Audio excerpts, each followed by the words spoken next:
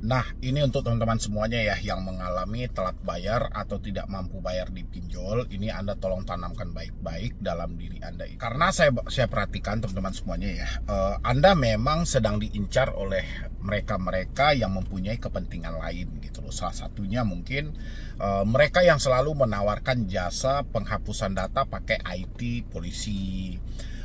Mereka yang menawarkan jasa menghapus data dengan IT, dengan orang dalam OJK, dengan orang yang ada di Google. Habis itu mereka bilangin Galbay dengan aman dan segala macam. Itu teman-teman semuanya. Saya berharap Anda semuanya hati-hati. Selain Anda menghadapi ancaman dan tekanan dari pinjaman online seperti debt collector, Anda juga berhadapan dengan hal-hal seperti ini. Bahkan hal-hal seperti ini jumlahnya lebih banyak daripada jumlah debt collector itu sendiri. Itu banyak banget gitu loh. Baik Anda ditawarkan melalui Facebook, baik Anda ditawarkan melalui Instagram, melalui TikTok, atau Anda di DM langsung dan segala macam. Saya berharap jangan ada yang percaya. Saya sudah sampaikan sama Anda berulang-ulang kali. Mungkin saya nggak bosan-bosan mengucapkan atau menyampaikan, mengingatkan sama teman-teman semuanya tentang penghapusan data melalui IT, hacker, dan segala macam. Itu tidak ada. Yang ada adalah menghapus sisa uang yang ada di kantongmu. Saya selalu ingatkan teman-teman semuanya, secara logika Anda mungkin sebodoh apapun manusia pasti nangkap logika ini gitu. Kalau ada orang yang bisa menghapus data yang ada di pinjol, dia pergunakan KTP dia sendiri. Dia ajukan ke pinjol. Begitu dana cair, dia hapus data dia. Satu KTP dia bisa meminjam ke pinjol sepuas hati mereka karena datanya nggak ada.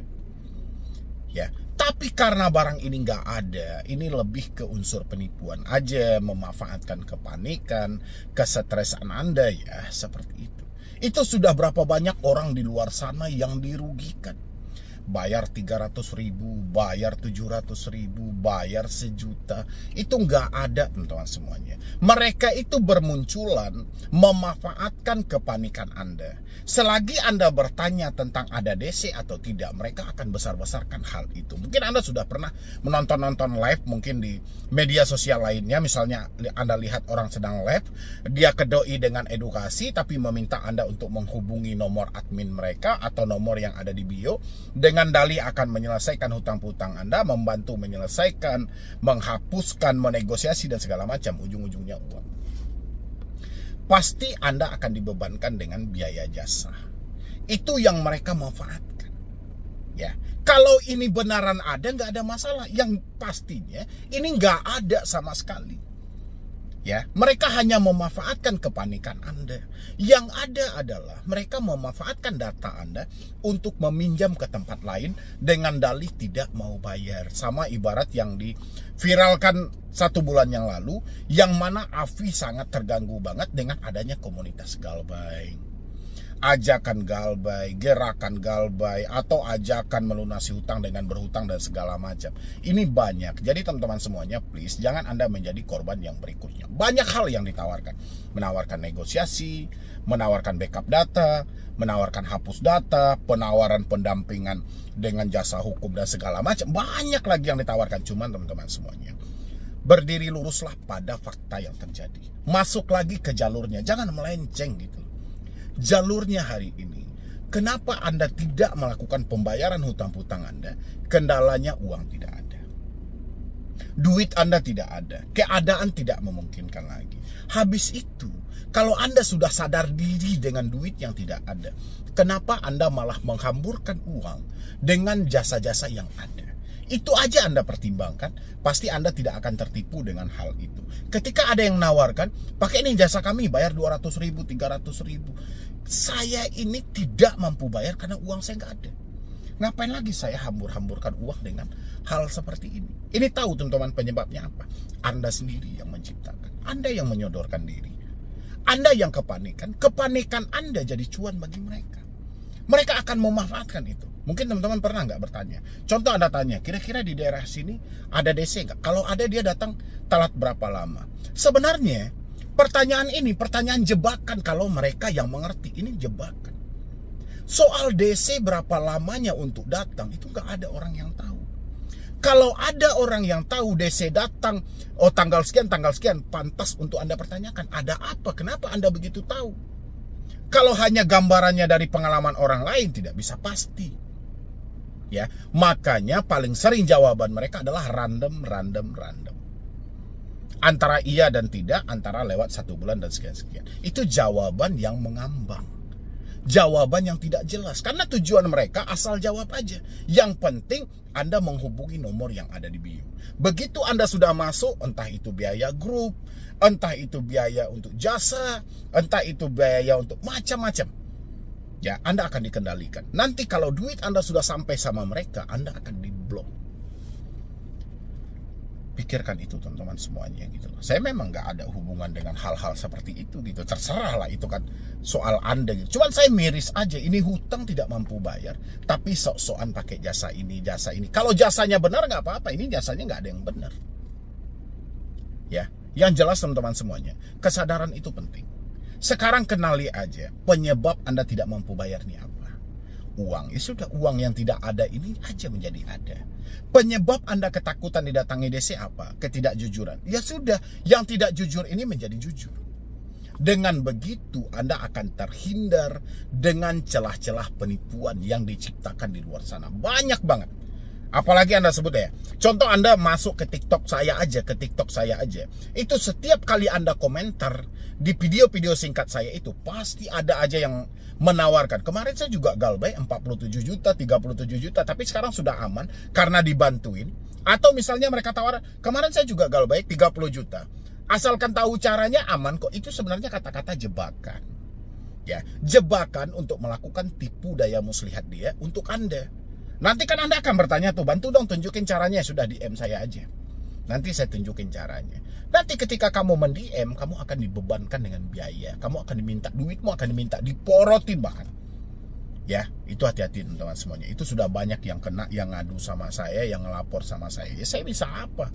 Tentang hal itu, nggak bisa ngapa-ngapain juga karena itu real juga kesalahan Anda. Kenapa percaya? Ya. Oh saya lagi panik bang, oke. Kalau Anda lagi panik kan Anda harus kenali konsep kepanikan Anda kenapa. Anda tidak mampu bayar, masalahnya apa? Duit nggak ada. Kalau Anda bilangin duit nggak ada untuk bayar hutang, sementara untuk bayar jasa ada, Anda yang salah dong. Ya nggak sih? Kalau kita nggak ada duit ya ukurannya kerja. Bukan cari jasa-jasa yang begini yang tidak jelas. Akhirnya Anda sudah jatuh di timpa tangga, di bawah ada monyet lain. Ya. Jadi Anda keluar kandang harimau, masuk kandang buaya. Jadi sama aja, tetap yang dirugikan diri Anda gitu loh. Sama pinjol bayar bunga besar, sama ini malah ditipuin.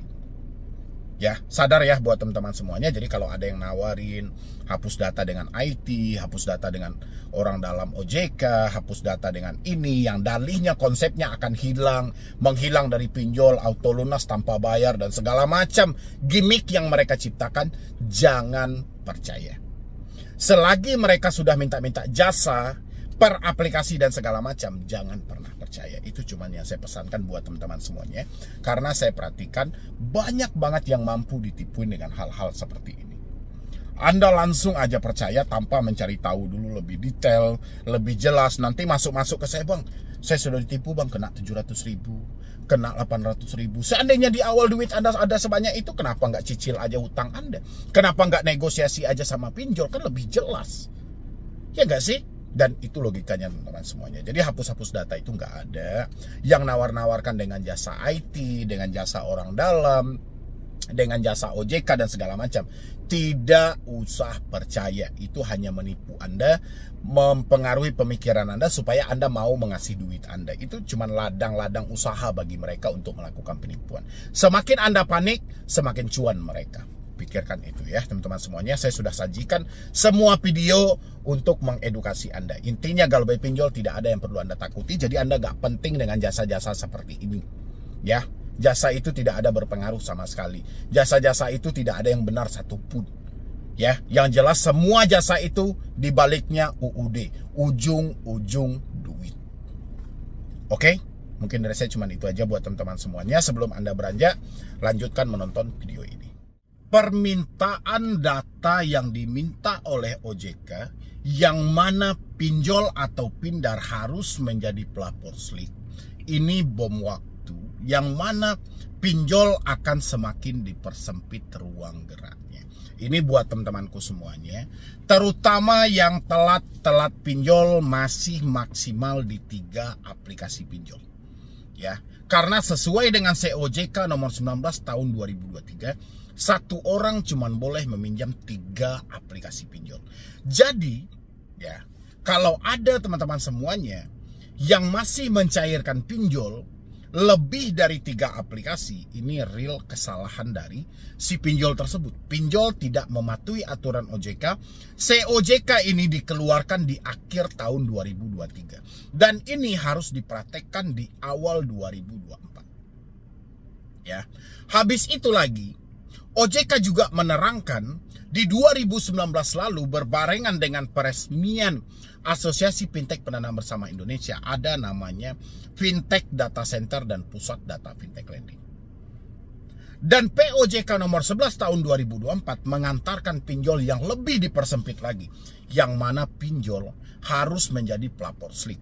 Sebelum pinjol mencairkan dana kepada calon si nasabah, dia harus memperhatikan skor kredit atau kredit scoring. Nah, ini peluang besar untuk kehancuran pinjaman online. Seperti yang sudah saya sampaikan sama teman-teman semuanya, peluangnya sangat besar.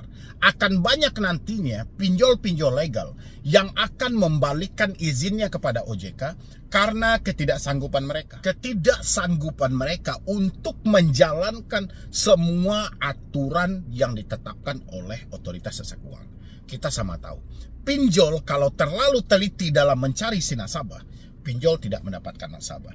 Pinjol ini kenapa dia begitu diminati dan digemari? Karena kemudahan yang dia tawar. Dia terlalu mudah dalam hal ini gitu loh. Tapi kemudahan mereka adalah pencurian data yang terjadi. Nomor Anda dipakai berapa tahun? 1 tahun, 2 tahun, 3 tahun cek limit. Orang akan tertipu dalam hal ini. Penyangkaan orang nih, nomor saya 25 tahun, kira-kira saya dapat limit berapa ya? Ternyata ini adalah jebakan massal yang dibangun. Nah, maka dari itu saya bilang ini POJK nomor 11 tahun 2024 ini adalah dewa penyelamat buat teman-teman semuanya. Ini adalah cara dari OJK untuk menyelamatkan Anda. Walaupun OJK menyampaikan nama Anda akan masuk kepada slik, tapi secara tidak langsung OJK telah membunuh lingkaran dari si pinjaman online. Pinjol ukurannya meluas, tidak bisa meluas lagi. Ya, karena sebelum dia mencairkan dana untuk si borrower dia tadi, ini harus memperhatikan bagaimana tingkat kemampuan dia, bagaimana hutang piutang dia. Ini harus diperhatikan semuanya. Nggak bisa dia asal ceroboh, langsung cairkan, ini langsung cairkan, ini langsung. Yang kena si pinjolnya. OJK telah menyampaikan kok. Jadi penyelenggara jangan asal mencairkan untuk memitigasi resiko gagal bayar. Nah, ini yang saya bilangin sama teman-teman semuanya. Ini syukur alhamdulillah gitu loh. Kalau memang ya benar ini akan diterapkan kan di bulan Juli. Di bulan Juli diterapkan di 31 Juli dan seterusnya. Ya, sebenarnya harusnya kita nggak perlu nunggu 31 Juli. Karena COJK nomor 19 tahun 2023 itu dikeluarkan di akhir Desember 2023. Dan wajib dipatuhi di Januari 2024. Oke, nggak ada masalah. Kan OJK juga mengeluarkan POJK nomor 11 2024 juga. Ya kan? Tentang semua pelaporan ke SLIK, Sistem Layanan Informasi Keuangan. Oke. Ini membunuh langkah besar dari pinjaman online. Pinjol tidak akan bisa berkutik lebih lagi dan dia perlahan akan dimatikan. Dia nggak bisa luas seperti biasa, dia nggak bisa ceroboh seperti biasa, dia harus memikirkan tingkat kemampuan dari si konsumen ini. Jadi kalau ada teman-teman nanti yang meminjam lebih dari 3 pinjol, lunas. Ya, kok bisa lunas, Bang? Sesuai dengan aturan OJK. Maksimal 3 pinjol.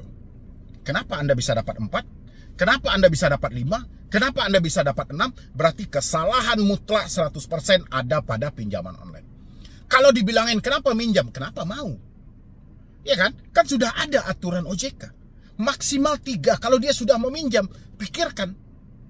Jangan asal dicairkan. Kalau masih mereka cairkan, kesalahan besar ada pada penyelenggara. Ya, ini penyesalan terbesar dari pinjaman online. penyesalan terbesar dari Asosiasi Fintech Pendanaan Bersama Indonesia, yang mana mendesak OJK kalau bisa seluruh nama orang yang masuk ke dalam pinjol, yang meminjam di pinjol, macet Galbay masuk ke Slik. Oke, sekarang dikabulkan. OJK mengkabulkan, kita kabulkan. Terhitung 31 Juli, pinjol wajib menjadi pelapor Slik, Sistem Layanan Informasi Keuangan. Pinjol sebelum mencairkan dana harus memperhatikan kredit scoring. Pinjol sebelum calon si nasabah ini dipinjamkan dana harus diperhatikan tentang Slik mereka. Dan sudah berapa banyak dia meminjam. Jadi nggak ada lagi, Anda kan ada tuh. Biasanya dari beberapa aplikasi pinjol legal, Anda bisa satu aplikasi itu beberapa kali pinjam. Pinjam pertama 5 juta, pinjam kedua 4 juta, pinjam ketiga 8 juta. Pinjaman pertama belum kita bayar, yang kedua sudah masuk, yang ketiga sudah masuk. Itu nggak bisa lagi. Tetap cuman boleh 3 kali. Walaupun di aplikasi yang sama. Ini disampaikan OJK. Ya, dan saya yakin banget. Saya yakin banget, sama-sama kita kawal. Ini kita kawal ya teman-teman semuanya, jangan lengah juga. Karena kita tahu OJK begitu membuat aturan, ini pengawasannya sangat kurang gitu loh. Maka kita sebagai masyarakat yang harus lebih teliti. Ya, yang lebih teliti kita sebagai masyarakat ini. Jadi nanti kita sama-sama lihat. Kalau memang ini diterapkan, si pinjol memang mencari nasabah-nasabah yang berkualitas, ya, otomatis tingkat galbaynya akan sangat kecil. Ya, sangat kecil. Dan habis itu, pinjol tidak membutuhkan banyak jasa penagih hutang karena angka galbay sangat tipis. Karena pinjol sebelum memberikan dana tersebut kan sudah menilai calon si nasabah, calon si borrower dia tadi. Dia sudah nilai, dia sudah tinjau, dia sudah detailkan sedetail-detailnya. Oke, itu yang pertama. Yang kedua adalah kalau si pinjolnya tidak mampu nantinya, ya mana tahu, ya kan, si pinjol sangat sulit mencari nasabah yang sesuai dengan kategori, sesuai dengan aturan ini. Sangat sulit si pinjolnya. Dan pada akhirnya, si pinjol akan mengundurkan diri kepada otoritas jasa keuangan. Dia nggak sanggup, izinnya akan dikembalikan. Daripada dia mati sia-sia, para lender pun akan menarik aset-aset yang ada. Ya, para lender akan menarik aset-aset yang ada, karena dia nggak mampu juga. Nggak mungkin kapan perputaran uang terjadi kalau seperti ini. Kalaupun ada nasabah yang berkualitas, dia taat bayar tepat waktu, kesadaran penuh tentang hutang-hutang, mungkin si nasabah ini lebih cenderung kepada bank daripada kepada pinjol. Itu akhirnya. Maka dari itu saya bilangin, selamat buat teman-teman semuanya yang hari ini meminjam di 3 aplikasi pinjol. Yang hari ini meminjam di 3 aplikasi pinjol. Anda tidak bisa lagi gali lubang tutup lubang, otomatis akan ada pembatasan dan Anda tidak perlu dengan hutang yang besar lagi. Anda cukup bertahan di 3 aplikasi ini. Kalau hari ini bertepatan, misalnya duit saya memang nggak ada bang, saya nggak mampu bayar, ya gali lubang udah nggak mungkin, jual aset udah nggak mungkin. Apa yang harus saya lakukan bang? Kamu bekerja, kamu berusaha, biarkan hutang yang 3 aplikasi ini dulu, tahan di posisi ini dulu. Dendanya bang, denda soal nanti. Ya, dendanya terus berjalan, Bang. Ini soal nanti. Yang penting kamu bekerja dan berusaha dulu. Kumpulkan uangmu dulu, nanti negosiasi. Tapi, kalau ada teman-teman yang mengalami macet bayar di 3 aplikasi, habis itu Anda berupaya lagi, cair aplikasi keempat, cair aplikasi kelima, ambil bonus buat Anda. Real kesalahan si pinjol. Kenapa lagi ini masih dicairkan? Harusnya kan ini dibatasi. Biar jangan lagi memakan korban berikutnya. Kasihan. Yang namanya orang panik, namanya orang sedang stres, mereka tidak akan pikir panjang. Makanya aturan ini penting untuk dipatuhi dan ditaati oleh pelaku usaha jasa keuangan pinjaman online tersebut. Ya, itu ya buat teman-teman semuanya. Jadi kita berharap kita sama-sama kawal semuanya dan kita lihat nanti.